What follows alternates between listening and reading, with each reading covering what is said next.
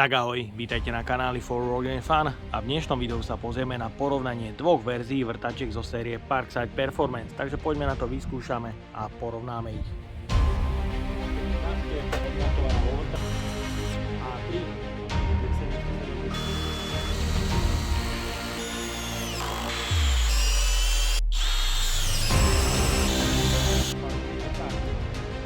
Do dnešnej porovnávačky som si pripravil novú verziu 12V vrtačky Parkside Performance PBSPA 12B2, ktorej maximálna sila sa zvýšila oproti predchodcovi na 35 Nm a taktiež sa zvýšil počet otáčok na prvej a druhej rýchlosti. Je tu stále 5-ročná záruka a nové balansované články. V predchádzajúcich recenziách ste mohli vidieť porovnávačky, kde som verziu A1 porovnal s Milwaukee M12 FDD, kde Milwaukee jednoznačne dominovalo, pretože malo o 7 Nm naviac a taktiež vyššie otáčky na prvej a druhej rýchlosti. No a dnes verzia B2 ponúka až 35 Nm a vyššie otáčky na prvej a druhej rýchlosti ako ponúka Milwaukee. Takže poďme na to, vyskúšame a v dnešnej recenzii si ich porovnáme s verziou A1. Takže poďme na to, odbalíme si to. Balenie je nezmenené, predáva sa stále za rovných 65 €. Je to stále pekne zabalené v plátenej taške. V balení nájdeme užívateľský manuál od vrtačky a od nabíjačky. V balení nájdeme základnú sadu bitov, PH, PZ, Torxy, vrtaky do dreva a ocele. V balení je samozrejme taktiež nabíjačka 12V systému.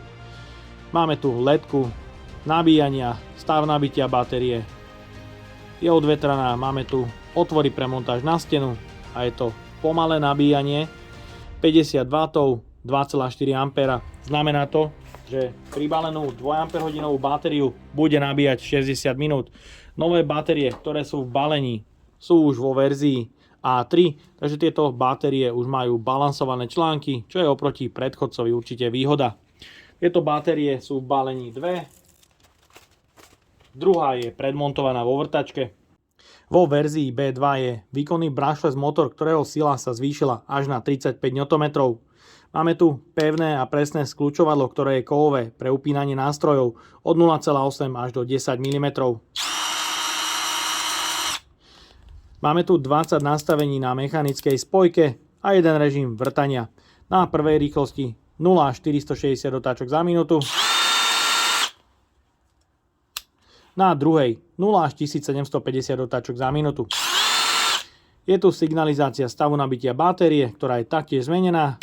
Pravý a ľavý chod, stredná poloha, zablokovanie tlačítka spustenia. No a ďalšou novinkou v 12V systéme budú batérie s kapacitou 2,5 A a 5 Ah a taktiež ste mohli vidieť verziu Performance vrtačky s odpájateľným skľučovadlom, čo určite chválim. Výkon tejto vrtačky sa už dosahuje takmer parametrov výkonnej Milwaukee M12 FDD, ktorej maximálna sila s dvojkou baterkou je 37 Nm a jej maximálne otáčky sú už nižšie ako u Parksideu, je to len 1700 otáčok, takže ak budete chcieť, znova ich porovnám. No a dnes sa pozrieme aj na porovnanie s verziou A1, aby sme zistili, či výrobca skutočne zvýšil výkon a otáčky stroja. Takže poďme na to. Pozrieme sa aj na hmotnosť obidvoch verzií, kde verzia A1 bude po celý čas označená červenou páskou a jej hmotnosť je 770 gramov. Hmotnosť verzie B2 je 739 gramov, takže je tu 30 gramový rozdiel a B2 je aj napriek zvýšeniu výkonu a otáčok jemne s nižšou hmotnosťou. Pozrieme sa aj na hlučnosť a otáčky obidvoch verzií.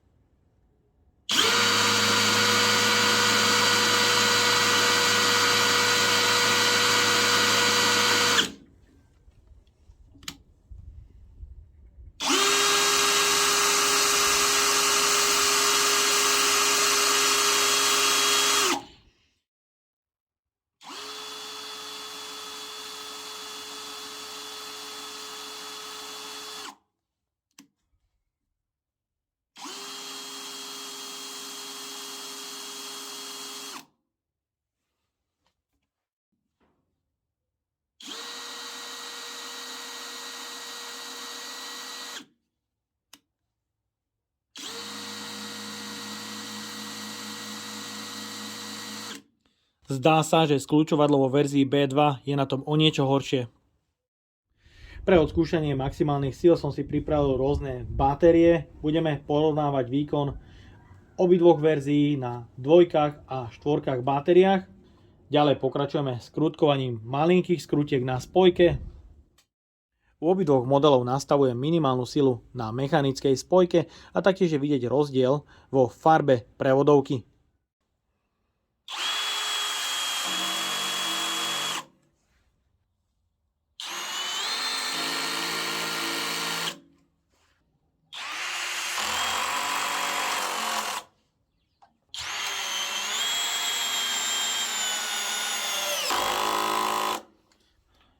Minimálna sila na spojke je teda identická, ale maximálna je rozdielna, kde verzia B2 má oveľa väčší rozsah sily a zaskrutkuje skrutku 6x120 mm a verzia A1 s tým má problém. Ďalej pokračujeme skrutkovaním do mäkkého smrekového dreva na skrutkách od 6 do 8 mm a dĺžky od 10 do 30 cm.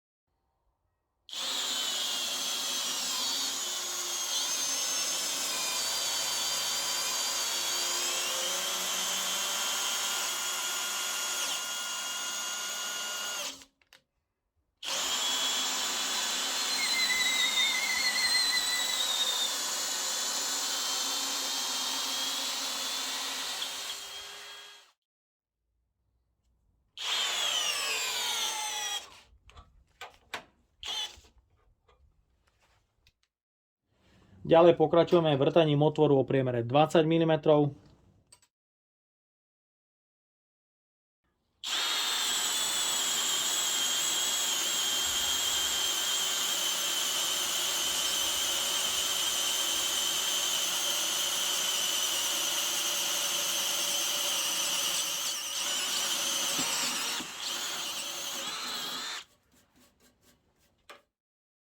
Ďalšie je vrtanie otvoru o priemere 28 mm.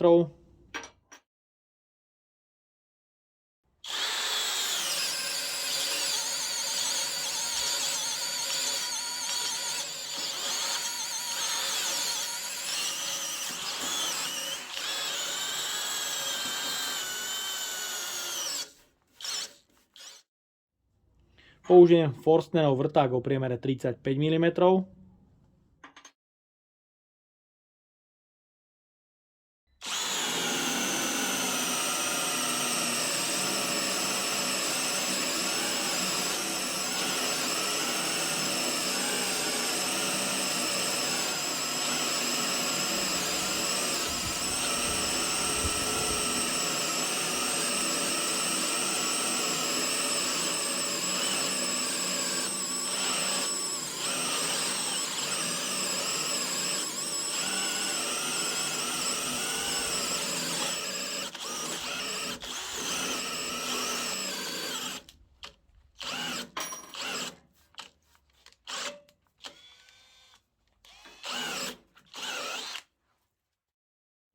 Taktiež vyskúšame vrtať do ocele s vrtákom, ktorý bol v balení versus vrták od Milwaukee Red Hex.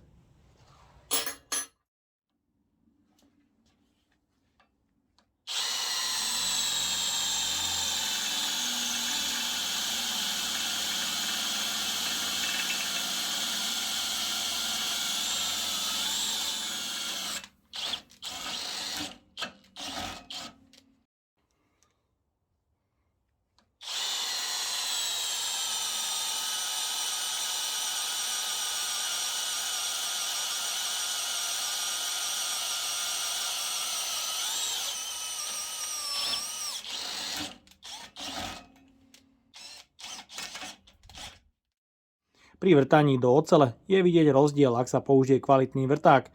Robia sa špóny dlhé kľudne aj 10-12 cm, ale ak sa použije menej kvalitný vrták, sú to len takéto malé triesočky.